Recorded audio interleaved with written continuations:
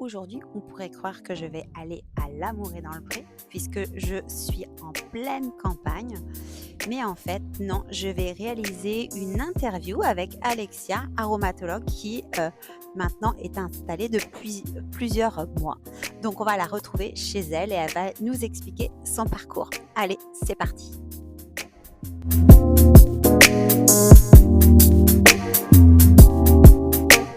Alors, aujourd'hui, moi, ce qui m'intéresse déjà, Alexia, c'est ton parcours, d'où tu viens et comment toi, tu en es venue à faire de l'aromathérapie. Donc, vraiment de comprendre ton parcours, comment tu en es arrivée là et pourquoi l'aroma, en fait. Tu te souviens du premier coup de fil qu'on a eu ensemble ? Oui, à peu près. Moi, je m'en souviens très bien. C'est vrai. Ouais. Et moi, finalement, j'ai pas une mémoire excellente. Moi, je m'en souviens, j'étais au DU d'Aroma. C'était mon premier jour. Et je me souviens, j'attendais justement dans le hall. Et en fait, je t'ai appelée à ce moment-là, ou tu m'as appelée, je ne sais plus, il y avait un rendez-vous à ce niveau-là. Et donc, tu m'as parlé en fait de ce que tu voulais faire. Donc, tu m'avais parlé d'abord de l'aromathérapie. Et après, tu m'avais dit, bah oui, j'aimerais bien lancer mon cabinet, etc. Donc, tu m'avais dit, oui, on commence par l'aroma. Après la création d'entreprise, on verra. Oui, c'est ça. Donc, quand tu m'avais appelé comme ça, c'était quoi ? Quel était ton objectif ? Tu venais d'où ? Qu'est-ce que tu faisais avant ? Et puis maintenant, bah voilà, comment tu es arrivée à venir me voir et comment tu as monté après tout ton cheminement en aroma ? Vraiment, cet appel, pour moi, ça a été, on va dire, le premier, si je peux dire, saut dans le vide dans ma vraie vie. D'accord. Je l'ai vraiment vécu comme ça parce qu'en fait, donc, on va dire, moi et l'aroma, c'est quand même une histoire d'amour depuis longtemps. C'est-à-dire que ma mère les utilisait déjà quand j'étais adolescente pour nous. Et au final, quand je me suis retrouvée étudiante interne, puis après à la fac, donc j'ai été rapidement loin de chez moi pendant 1 ou 2 semaines. Et je me suis tout de suite tournée vers ça quand il s'agissait de soigner une petite chose ou en tout cas d'avoir un mieux-être. Je me suis tout de suite tournée vers elle parce que c'est pas forcément évident quand son médecin traitant est à 200 km, qu'on est étudiante. Donc voilà, elles font partie au final de ma vie. Tu faisais quoi comme études ? J'ai fait des études à Pau, à l'université de langue. J'ai fait des études pour être prof d'espagnol. Ah ok, alors là pour le coup, rien à voir, non. Rien à voir. Okay. Mais et justement, ça rejoint en fait l'idée que le premier appel avec toi, c'était vraiment un saut dans ma vraie vie, parce que ces études de langue et de professorat, avec le recul aujourd'hui, je me rends compte que je les ai pas faites vraiment pour moi finalement. Alors c'était, on va dire plutôt, c'est quelque chose qui me convenait. J'ai toujours aimé l'espagnol, j'ai toujours aimé les langues et surtout transmettre, enseigner me plaisait. Mais j'ai pas eu la sensation de pouvoir prendre le temps de choisir ma voie. Quand on est dans des études, je trouve ici en France, on ne nous laisse pas forcément le temps. C'est t'as ton brevet, il faut avoir ton bac, il faut t'inscrire à la fac. Et... C'est un constat général que de toute façon j'ai avec les personnes qui viennent me voir en reconversion. Et mes parents étant commerçants, ils travaillaient, oui, ils sont à la retraite maintenant, donc ils travaillaient vraiment beaucoup, très difficile, avec des horaires impossibles. Et je sais qu'ils m'ont toujours dit, si tu peux avoir un travail qui te plaît, où tu es au chaud en hiver, parce que je suis des Pyrénées, donc faire les marchés par -8, -10 avec la neige, c'est compliqué. C'est quand même des conditions compliquées. Donc ils m'ont toujours poussée à une certaine vision, en tout cas de ma vie professionnelle. Et le professorat, ils me l'ont un peu soufflé en disant, tu as quand même des facultés pour transmettre, j'aidais beaucoup ma sœur à ses devoirs. J'ai eu ce petit truc d'aimer apprendre aux gens. Voilà, donc l'enseignement, en fait, les études d'enseignement sont venues de là. Et puis j'ai fait mon parcours, donc avec les huiles essentielles pour ma santé. Donc déjà, elles étaient un peu présentes. Ouais, elles étaient. Et tu en avais déjà une chouchoute en particulier ou pas ? Alors, on va pas dire une chouchoute, mais une qui me faisait beaucoup de choses, c'était l'arbre à thé. Ah ouais. L'arbre à thé. C'était ton couteau l'arbre à thé, le Ravinsara est venu aussi très très vite. Qu'est-ce que j'ai pu avoir comme chouchoute ? Et l'orange. J'aimais beaucoup l'orange douce, elle a une odeur qui est très très agréable. Et puis on va être en période de Noël. Donc, ouais, voilà. Mais on va dire que mon couteau suisse de départ à moi, c'était l'arbre à thé. D'accord. Parce que je m'en servais sur ma peau, je m'en servais pour les aftes, je m'en servais pour le mal de gorge. Donc pour moi, tu sais pourquoi. Et maintenant, je sais pourquoi je les utilise et pourquoi elles étaient efficaces. Ouais. Mais à cette époque, oui, c'était vraiment celle-là que j'amenais partout. Mais c'est vrai qu'à ce moment-là, à part des livres, même en pharmacie, je me suis vite rendu compte que quand j'allais en pharmacie ou parapharmacie, elles me conseillaient comme elles pouvaient, les personnes. Mais moi qui avais envie vraiment de quelque chose, d'un conseil un peu plus spécifique, parce que ça me plaisait et que j'y trouvais beaucoup de bénéfices, c'était un peu coincé. Enfin, le conseil n'était pas très poussé. C'était pas de leur faute, c'est qu'elles me donnaient le conseil qu'elles avaient reçu et elles ne pouvaient pas faire plus. Donc je me suis mis à acheter des livres et à regarder sur Internet pour avoir un peu plus de renseignements, de base. Mais parce que ça me plaisait, voilà, encore une fois, c'est quelque chose qui m'a passionnée de bonheur. Je me suis vite rendu compte qu'il pouvait y avoir elles avaient un potentiel énorme et qu'on pouvait, je pense, couvrir énormément de choses. Au final, et que j'allais pouvoir m'en servir pour plus que ce que moi, je savais à ma petite échelle. Et donc là, quand tu m'as contactée pour l'aroma, en fait, tu étais dans quel état d'esprit? Tu faisais quoi, en fait? Alors, en fait, du professorat, je suis devenue chef d'exploitation agricole.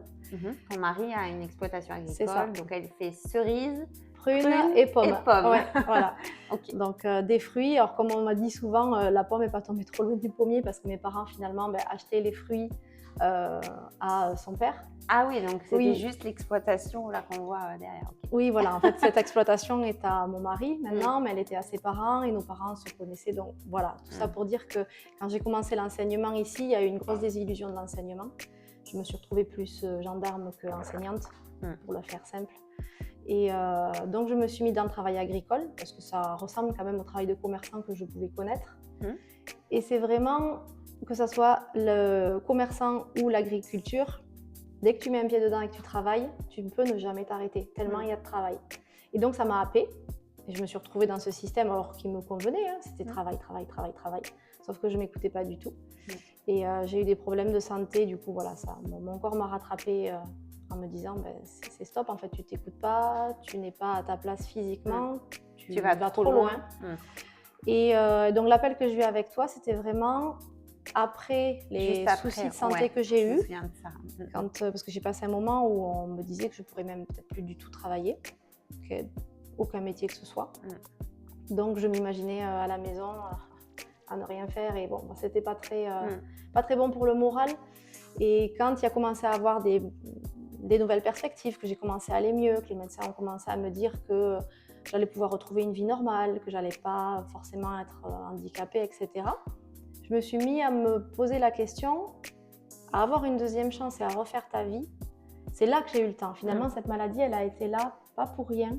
Elle m'a donné le temps que j'avais besoin aussi pour me remettre en question et me dire qu'est-ce que tu as envie de faire de ta vie et de cette deuxième chance pour vraiment faire ce que tu veux et que tu aimes. Et pas pour les autres, pas l'enseignement, pas l'agriculture. C'est pour ça, tu vois, là, je change de compte Instagram, je change complètement de positionnement sur mon compte Instagram parce que j'ai envie de faire des choses qui sont dans ce sens-là aussi. Tu me dis, voilà, que tu as eu la maladie, mais que finalement, tu as analysé que finalement, ça t'est arrivé, mais ça va t'apporter autre chose et des choses positives. Et en fait, c'est aujourd'hui, moi, c'est ça que j'ai envie aussi d'apporter aux personnes. Cette faculté de résilience, hein, mais ça vient peut-être aussi de tes parents qui étaient aussi dans cette optique-là. Et donc après, on peut utiliser avec les huiles essentielles, la phyto, les fleurs de bac, la cosmétique, bon bref. Mais voilà, je pense que tu as aussi cette force en toi qui fait que tu as réussi à prendre ce qui était négatif, tu l'as transformé en positif. Ça, c'est vrai que c'est quelque chose que je tiens mais ça se voit, hein. de ma famille. Ça se voit, tu as été une de mes étudiantes ou de stagiaires qui a tout de suite pris le taureau par les cornes. Voilà, quand je t'ai dit, allez, il faut faire un site internet, tu as fait ton site internet, mais tu n'as pas fait n'importe comment, tu as bien suivi ce que je t'avais dit, même si des fois c'est compliqué. Mais voilà, tu es sur les réseaux sociaux, tu es dynamique, je trouve que ce que tu fais sur les réseaux, c'est plutôt bien, donc il faut persévérer. Donc, c'est pas simple de se filmer, non. C'est très dur. C'est extrêmement compliqué. Alors moi maintenant j'ai l'habitude, hein, mais c'était difficile au début aussi. Mais non, franchement tu te débrouilles très bien. Tu commences aussi à avoir quelques personnes aussi qui viennent régulièrement dans ton cabinet. Donc ça aussi c'est super. Ça c'est la meilleure des récompenses en fait. C'est quand les gens m'expriment les résultats qu'ils ont eus. Et surtout quand ils me disent mais tu es d'une écoute et d'une bienveillance, ça fait plaisir. Tu as trouvé ta place. Et c'est exactement ça. C'est-à-dire que même s'il y a plein de doutes, plein de peurs, je sais que je suis à ma place. C'est pas la plus facile, Mais moi, c'est un peu ça aussi. Voilà, Hein. tu te lances. C'est que voilà, tu as ce parcours voilà, où tu vois que voilà, tu donnes quelque chose aux gens et ça a quelque chose de positif pour eux, de bénéfique. Et pour eux, du coup, pour moi, par ricochet, parce que c'est vraiment ça la sensation, d'être à ma place et de faire ce que j'aime. Même s'il y a toujours des gens autour de moi qui doutent. Alors, tu sais pourquoi ces gens, ils doutent non. ou pas? Parce qu'ils ont peur pour toi, tout simplement. Oui, en fait, c'est qu'ils ont peur, ils t'aiment tellement qu'ils ne veulent pas qu'il t'arrive quoi que ce soit. Et souvent, ça rebondit de cette manière-là. Donc, ne le prends pas comme quelque chose de négatif. Dis-toi qu'en fait, ils t'aiment tellement qu'ils veulent te protéger. Oui, c'est sûr. Et qu'ils veulent me voir réussir et m'en sortir, bien sûr. Parce qu'avec tes parents, c'est compliqué ou c'est plutôt d'autres personnes qui... Un peu les deux. Alors, ma maman... pas forcément de... En tout cas, je ressens pas forcément l'inquiétude. Ton papa? Mon papa davantage, parce que c'est quelqu'un de plus... Je sais qu'il veut le meilleur pour moi, tellement qu'il m'a toujours poussée à faire mieux. C'est-à-dire que c'était toujours... c'est très bien, mais c'est pas assez. Mais tu peux aller plus loin. Tu peux aller plus loin. Et en fait, le fait de tout recommencer à zéro et sur une voie qu'il ne connaît pas du tout... Alors, et qu'il ne... C'est pas qu'il l'affectionne pas, c'est que c'est tellement étranger qu'il ne saurait pas se positionner sur ça, sur l'aromathérapie, sur les bienfaits des huiles essentielles, sur le fait de lancer son auto-entreprise, etc. Même si lui s'est lancé commerçant, mais c'est de l'alimentaire. Donc lui, par contre, je ressens davantage ses inquiétudes. Alors peut-être qu'il met des inquiétudes parce que lui aussi, quand il était entrepreneur, aussi, il a peut-être eu des difficultés que tu n'as pas forcément ressenties quand tu étais petite. Et donc, il sait la difficulté et c'est pour ça aussi qu'il veut te protéger. Donc, je pense que voilà, ça aussi, faut que tu les rassures en fait. Il faut que tu les rassures et que tu sois sûre de toi parce qu'aujourd'hui, ton projet, il commence à bien naître. Enfin voilà, tu commences à avoir des clients, même si voilà, tu n'es pas encore full, complète, etc. Mais ça, c'est quand même très très bien. Et c'est surtout le retour que tu as sur tes clients. C'est ça qui est important. C'est ça qui doit te rassurer, te donner confiance. Donc, c'est vraiment ça que je me raccroche, oui, ça c'est sûr. Parce que quand on me pose la question, surtout mon papa et mon mari un peu aussi, il me soutient. Après, il adore que j'utilise les huiles essentielles pour lui parce qu'il trouve des effets formidables. Mais c'est le premier, donc lui et mon père, à me dire alors à la fin du mois, tu as eu plus de clients, combien tu as généré? Et ça, c'est la question qui est terrible pour moi parce que ça me met face au fait que je ne vis pas encore de mon... Ça fait combien de temps que tu as créé la société? Depuis le mois d'avril. Donc, alors, avril, mai, juin, juillet, août, septembre, octobre, on est à 7 mois. Une entreprise, pour qu'elle commence à décoller, il faut lui laisser quand même 1 an. Donc, on va dire à ton mari et à ton papa qu'il faut 1 an avant de... Voilà. Bien sûr, c'est qu'il y a le côté stressant parce qu'aujourd'hui, on a le côté financier qui est extrêmement difficile. En plus, tu as 2 enfants. Ils ont quel âge tes enfants? 8 et 11 ans. Ouais, donc 8 et 11 ans, ils sont encore petits. Hein? C'est ça. Donc, ils ont besoin des études à venir. C'est ça, et puis ils ont besoin aussi de maman. Donc maman qui a son entreprise et après, tu as le contexte agricole avec ton mari, plus les enfants, il faut aussi jongler avec tout ça. Donc, mais voilà, maintenant tu arrives bien à t'organiser, on a mis en place certaines choses.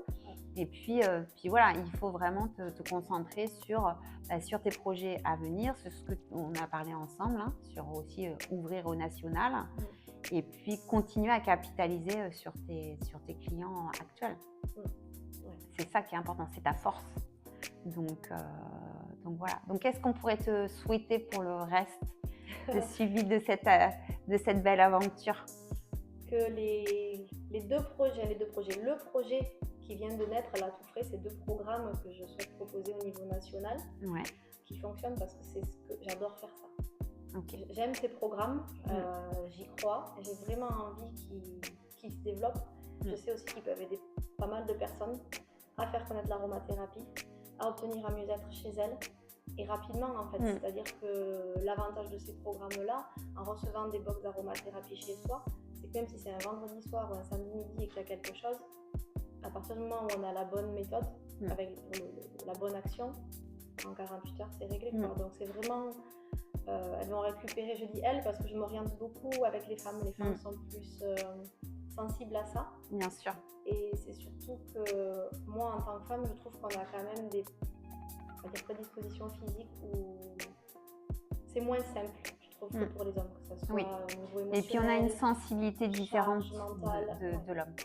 Donc, c'est pour ça que je dis, oui. que Bon, après, mais, moi, j'ai pratiquement que des femmes aussi en formation. Hein, donc, après, les hommes ne sont pas exclus. Non là, plus, mais c'est non vrai que je plus. le mets au féminin parce que c'est souvent personne. Donc... Et là, tu as eu quand même des résultats rapides quand tu as mis en place certains protocoles avec tes clientes ou comment tu as pu. Un résultat, ouais. tu veux dire? Oui. Est-ce que tu as des gens, je sais pas, en 48 heures, 72 heures qui t'ont appelé, qui t'ont dit ah bah oui, ça a super bien marché, ou le prochain rendez-vous quand tu les as vus, est-ce qu'ils t'ont dit ah ouais, franchement, c'était trop bien. Ouais, tu as eu ce cas-là. Et beaucoup, c'était quoi les problématiques que tu as rencontrées le plus souvent pour le moment? On va dire que le plus souvent, ça a été quelque chose de fond, quelque chose de chronique, que ça soit une toux, que ce soit une douleur. J'ai beaucoup de personnes qui sont venues en me disant voilà, j'ai ça me casse les pieds tous les jours et j'ai plus de solution. Je n'ai plus envie de prendre le médicament parce que j'en ai trop pris ou je veux en prendre moins et du coup je veux quelque chose qui peut être complémentaire avec ce que je veux. J'ai beaucoup de gens qui sont un peu comme dans une impasse et qui veulent trouver une nouvelle technique, une nouvelle solution pour essayer d'obtenir un mieux-être. Et c'est des gens, tu penses, qui sont soumis au stress ou pas? Ou qui sont quand même dans cet environnement? Oui. Pas tous, mais quand même plus de la moitié. Ouais. Donc c'est beaucoup quand même. On est tous stressés. Oui, c'est sûr. C'est pour ça que ce soit en cabinet ou dans les programmes, c'est toujours une question que je pose. Parce que très souvent, ça se ressent aussi. Bien sûr. C'est vite quand on parle avec la personne. Il y a toujours un côté psycho-émotionnel qui est derrière et on l'aborde systématiquement. Même quand c'est juste une douleur ou une fatigue, derrière, poser la question du psycho-émotionnel ou quelqu'un qui va tousser. J'ai un monsieur qui avait comme genre de tout réflexe et contre sa volonté, en fait. Il y a quelque chose qui se produisait contre lui-même et il me disait, il s'est resté fixé sur ses symptômes. Je tousse, je pense que c'est l'air, ou j'attrape un peu de froid, etc. Et puis en fait, en discutant avec cette personne-là, je me suis rendu compte qu'il avait un train de vie il était très stressé, il ne se reposait pas du tout, etc. Et donc on a aussi traité le côté psycho-émotionnel et je l'ai revu la semaine dernière, c'est pas vieux. Il m'a dit, je vais super bien, merci beaucoup.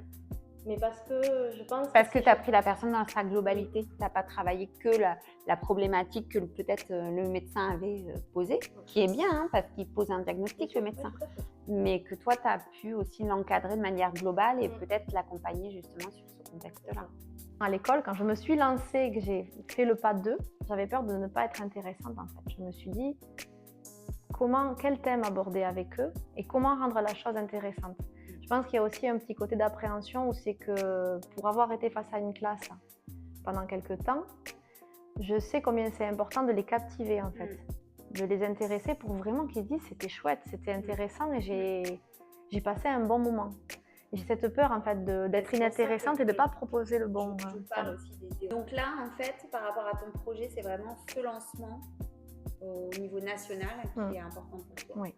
Et aider les femmes plus principalement, même si tu n'es pas fermée aux hommes. Non, pas du tout. Non, pas du tout. Mais parce que tu t'identifies peut-être plus ou tu as vécu aussi des choses qui font que tu vas peut-être plus aider une femme qu'un homme aussi. Donc, et puis parce que je pense que les femmes, dans la gestion de tout, de leur vie, de leur maison, on nous demande d'être au top professionnellement, mais il faudrait être au top à la maison, il faudrait qu'on soit toujours de bonne humeur, notre santé, etc. Et je trouve qu'on se fait souvent passer en dernier. Quand j'ai pensé ces programmes, je me suis imaginé moi-même, une fois que j'ai fait tout le monde, que tout le monde a mangé, la maison elle est propre, il n'y a personne qui a mal nulle part, c'est moi. Et des fois, moi j'ai un petit peu en travers et j'ai pas le temps finalement de prendre soin de moi, même genre un mal de gorge. Je suis bien contente d'avoir ce qu'il faut à la maison pour agir tout de suite. C'est cette idée-là en fait. Tu arrives à te mettre des pauses aujourd'hui dans ta vie quotidienne? Oui, maintenant oui. C'est important. Mais avant ce changement, avant tout ça, avant l'aroma, avant l'auto-entreprise et avant la maladie, l'agriculture, etc., je le faisais pas. Non. Il y a un cheminement. Ah oui. Oui. Clairement, tu crois que c'est la maladie qui t'a tout déclenché comme ça? Tu t'as dit, ah non, il faut que je repense ma vie autrement? Ou c'est autre chose? Non, je pense vraiment que c'est ça. Ouais. Ah oui, parce que j'aurais pas eu ça. Alors, je savais qu'il y avait quelque chose qui n'était pas en phase avec moi-même. Hein. J'ai toujours su que c'est... C'était ta petite voix intérieure Oui, qui te disait ça. qu'il y avait des choses qui ne me convenaient pas. Mais je disais, c'est bon, tais-toi, je travaille, j'avance, tout va bien. Enfin, j'allais pas me plaindre, hein, je veux dire, maison, mari, enfant, vacances de temps en temps, du travail. Pour moi, c'était comme ça, en fait. La vie de tout le monde était comme ça, sauf que je ne m'écoutais pas du tout. Donc la petite voix, je lui disais, chut, tais-toi. Et c'est vraiment la maladie, oui. Quand je me suis rendu compte comment on peut tomber si bas d'un coup, à mon âge, parce que je suis quand même, ben voilà, j'ai pas 40 ans et ça m'est arrivé quand même tôt. Et quand j'ai regardé devant, avec la maladie que j'avais, je me suis dit, mais c'est pas possible, je peux pas... Enfin, quel gâchis, quoi. Quel gâchis de ne pas avoir imaginé ma vie autrement avant, en fait. C'est pas un gâchis, c'est que là, maintenant, tu as pris conscience et que maintenant, tu veux vivre pour toi, pour ta famille, bien évidemment, mais aussi, mais vraiment, c'est important que si tu ne vas pas bien, ta famille n'ira pas bien. Donc, oui. Et puis mais c'est difficile, hein. Même moi, en tant qu'organisme de formation et mon activité d'entrepreneuse, c'est compliqué, des fois. Oui, j'imagine. Des fois, j'y pense, je me dis, quand je vois... tout l'emploi du temps que tu as, ou quand on fait des visios et tout ça, je me dis, mais comment elle fait des fois chez elle, c'est un truc tout fou. Donc oui, j'imagine que tu dois vivre ça à 200%. Oui. C'est une question d'organisation. Des fois, je ne peux pas tout faire dans une journée, hein, c'est sûr, et que ça me frustre. Mais après, il faut se dire qu'il y a des choses qui ne sont pas urgentes. Il y a toujours des... Voilà.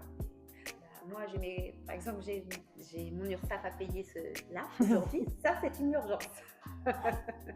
Tu vois? Je comprends. Mais peut-être que là, finalement, je suis avec toi et j'avais un rendez-vous à 11h.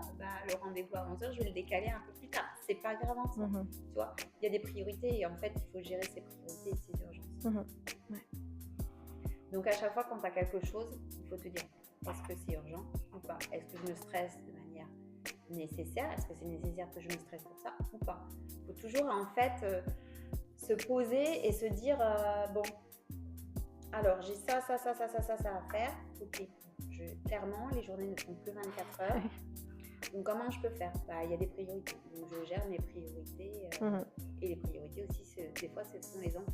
Et oui, donc, c'est ça. C'est que dans l'emploi du temps surchargé, il faut caler aussi qu'eux, ils ont changé d'emploi du temps aussi avec l'entrée du collège. Donc, d'autres horaires de bus, de récupération. Qui est malade, il fallait récupérer, ou au dernier moment, ton fils ou ta fille dit « Ah maman, il fallait acheter ce livre-là » et puis qu'en fait, c'est pour demain. Oui. Enfin voilà, ça c'est les choses du quotidien, ou même dans le frigo, tu avais prévu ta semaine et puis en fait, j'ai plus ça pour faire à manger et tout. Donc, mais en tout cas, voilà, tu es une belle personne, tu travailles fort. Et je suis sûre que ça fonctionne déjà. Ça fonctionne déjà. Ça fonctionne. C'est ce qu'il faut que je me dise. Mais c'est pas qu'il faut que tu le dises, c'est que c'est la réalité des choses. Oui. Bon, mais en tout cas, tu sais que tu peux compter sur moi. Oui, merci. Je te remercie de m'avoir accueilli chez toi, dans ton petit univers, dans ton petit cocon, parce que c'est pas forcément aussi évident. Et puis, écoute, de toute façon, tu peux toujours compter sur moi. Et puis, j'espère que cette interview, ça t'a plu. Oui, c'était chouette. Oui, c'est un bon exercice. Ça permet aussi d'arriver à formuler ses phrases. Et puis, c'est bien d'échanger. Je suis contente de t'avoir vu. En tout cas, merci de me l'avoir proposé. Parce que, déjà, de te voir en vrai, comme tu dis, non, mais c'est vrai que c'est bien aussi. Je suis une personnalité, c'est là, il faut savoir. Parce que voilà, je te vois toujours par visio ou avec les modules de formation, donc c'est bien et c'est d'autant plus encourageant que tel que je t'imagine dans ta vie chez toi, tu es la même personne quand on se voit et c'est voilà. Il y a pas de. C'est agréable, on se sent. Il y a pas de différence, il n'y a pas de masque. Je suis vraiment la même personne en formation que quand on boit un verre ici, on discute. C'est vraiment ça aussi que j'ai envie d'amener dans mon organisme de formation. C'est pas Alexia, c'est pas le numéro 235, tu vois. C'est Alexia. Donc non, ça fait plaisir. J'avais un peu peur. Je me suis dit pourquoi moi? Mais j'étais gentille, j'étais honorée. Mais du coup, il y avait l'appréhension. Je me suis dit, faut pas que je me rate. Mais bon, ça va, tout s'est bien passé. Mais c'est gentil d'être venue jusqu'ici, du coup. En plus, tu as une magnifique vue. Donc oui, c'est pas mal.